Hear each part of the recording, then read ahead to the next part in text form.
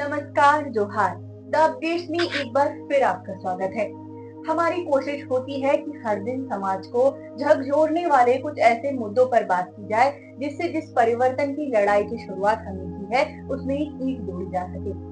आज हम बात करेंगे भारत में नारीवाद और नारीवाद को लेकर लोगों के बीच फैले भ्रम को लेकर। लोग विचारधारा को भी अपने अनुसार चाहते हैं क्योंकि हम पूर्वाग्रह को तोड़ नहीं पाते। आइए कुछ चर्चा करते हैं इस मुद्दे पर। यह वीडियो अक्षय अनुराग के फेसबुक पोस्ट से प्रभावित है। उन्होंने कुछ तर्कसंगत मुद्दे उठाए हैं जिसे द अपडेट्स की तरफ से और प्रभावी अंदाज में आप तक लाने की कोशिश की जा रही है। दोस्तों, कुछ ऐसे सवाल और मुद्दे हैं जिससे हमारा हर दिन सामना होता है। जैसे जब भी कोई लड़की छोटे कपड़े पहनती है, वह सार्वजनिक टॉयलेट की दुर्दशा पर सवाल उठाती है तो समाज की भुएं तन जाती हैं। लोग कहते हैं अब यही रह गया है नारी सशक्तिकरण। इसरो की महिला वैज्ञानिक को देखो, वो असली प्रेरणा है। बिल्कुल वे प्रेरणा है, लेकिन सवाल ये है कि क्या औरत तब तक सम्मान की हकदार नहीं जब तक वो रॉकेट न उड़ा दे? क्या पीरियड्स की तकलीफ, बंद टॉयलेट में घुलती देह, 3 अंगों में जकड़ी, साड़ी, ब्लाउज और ब्रा और घंटों गरम किचन में बिना पंखे पानी के काम करना सशक्तिकरण के दायरे में नहीं आता? स्त्री विमर्श सिर्फ किसी बड़ी कामयाबी की चकाचौंध नहीं है, यह उन अंधे कमरों, तंग कपड़ों और चुप रह जाने की मजबूरी में भी सांस लेता है। और जब कोई और औरत अपने शरीर को, अपनी सुविधा को, अपने हक को बोलने लायक बनाती है तो उसका प्रतिरोध वहीं से शुरू होता है जहां से आपने अब तक बात करना मना किया था। यह विमर्श वहां से निकलता है जहां पसीना है, पेशाब है, पीरियड्स है और आजादी की बेसब्री है। और अगर आपको ये विषय छोटा लगता है तो शायद आपने दर्द की सच्चाई को अब तक बड़ा मानना ही नहीं सीखा। अक्सर सवाल उठता है, क्या स्त्री विमर्श सिर्फ सैनिटरी पैड और कपड़ों की आजादी तक ही सीमित रह गया है?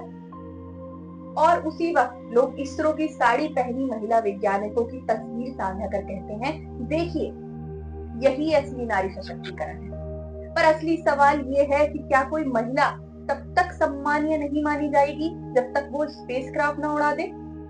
मैं कई पैसे वाले घरों में गई हूँ, बहुत कम जगह देखा है कि किचन में एसी लगा हो, लेकिन ताश खेलने वाले कमरों में एसी, लाइटिंग, यहाँ तक कि परफ्यूम तक मौजूद होता है।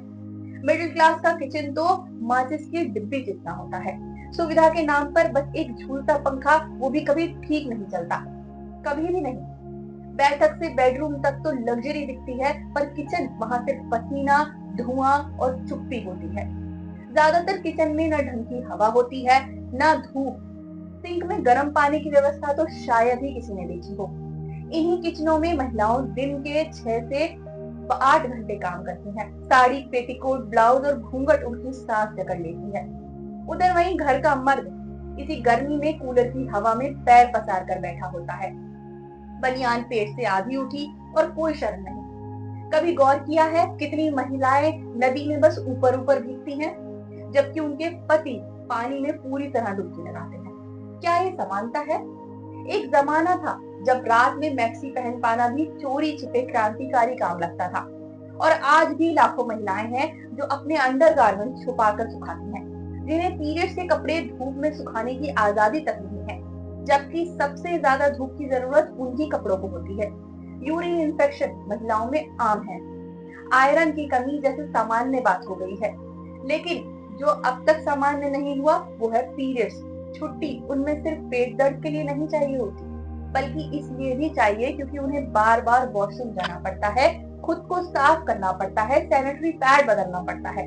लेकिन कितने ऑफिस हैं, सरकारी या प्राइवेट, जहां बाथरूम इस लायक होते हैं? सरकारी स्कूलों, मंदिरों, बाजारों, मस्जिदों और दफ्तरों में महिलाओं के लिए टॉयलेट की हालत इतनी बदतर है कि उन पर पूरी डॉक्यूमेंट्री बन सकती है। छोटे ऑफिस, फैक्ट्री या दुकान में काम करने वाली महिलाओं के लिए यूरिन मैनेजमेंट पर कई पीएचडी लिखी जा सकती है। बचपन में मैं सोचती थी कि महिलाओं को शायद पेशाब लगती ही नहीं है, क्योंकि कभी उन्हें बसों से उतरकर सड़क किनारे पेशाब करते नहीं देखा। फिर नारी तुम केवल श्रद्धा हो जैसी कविताएं सुनने को मिली। कहा गया उनमें अपार सहनशक्ति होती है। पर जब मैं बड़ी हुई तब पता चला कि बस, ट्रेन या सार्वजनिक जगहों पर शौचालय न होना महिलाओं के लिए एक भयानक अनुभव होता है। कई छोटे शहरों में तो महिलाओं की दुकानों के आसपास एक भी टॉयलेट नहीं होता। कभी गौर किया है कि आदमी गर्मियों में हाफ पैंट में घूम सकता है, लेकिन मैं, मेरी माँ, मेरी बहनें और यहाँ तक कि मेरी भाभी किचन में साड़ी और घूंघट में बंधी हुई है। कहिए मत कि ये सब हम खुद की मर्जी से करते हैं। संस्कृति की सबसे ताकतवर पकड़ होती है, वो मन को पीछे के रास्ते से नियोजित करती है। विटामिन डी की भारी कमी है महिलाओं में, क्योंकि उनकी पीठ को धूप तक नसीब नहीं। कितनी महिलाएं हैं खुले में छत पर लेट सकती हैं पीठ उगाड़कर। अब कोई महिला ब्रा उतार कर चैन की सांस लेना चाहती है, छोटे कपड़े पहनकर सड़क पर घूमना चाहती है, तो ये प्रदर्शन नहीं है, प्रतिरोध है। दमन के खिलाफ एक सांकेतिक जवाब। हाँ, बाजार इसमें शामिल हो सकता है, पर हर चीज को बाजारवाद कहकर खारिज कर देना उस संघर्ष की बेइज्जती है जिसे औरत रोज अपने शरीर के भीतर जीती है। जो महिलाएं इंस्टाग्राम पर डांस करती हैं, उनकी आजादी को नीचा मत दिखाइए, क्योंकि हो सकता है वो डांस उसी ऐप पर हो जिसे किसी महिला इंजीनियर ने बनाया हो सकता है उसे देखने वाला डाटा किसी महिला वैज्ञानिक की बनाई टेक्नोलॉजी से ट्रांसफर हो रहा हो।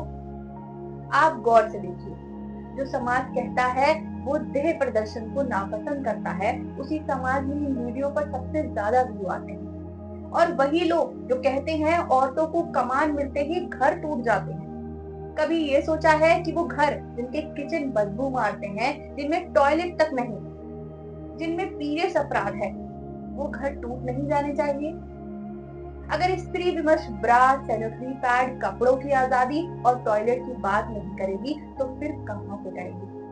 क्या सिर्फ इसरो की साड़ी पहनी कुछ महिला वैज्ञानिकों की सफलता को तिलक लगाकर नारी सशक्तिकरण घोषित कर देना चाहिए और यही काफी है? नहीं, सच्ची स्त्री विमर्श वहीं से निकलेगा जहां औरत रोज घुटती है, जहां उसका शरीर सबसे पहले बनता है, जहां उसकी सांस सबसे पहले रोकी जाती है और जहां से उसका आजाद होना शुरू होना चाहिए। अभी के लिए बस इतना ही। आप द अपडेट के साथ बने रहिए। मिलेंगे फिर किसी नए वीडियो के साथ। तब तक के लिए जोहार, नमस्कार।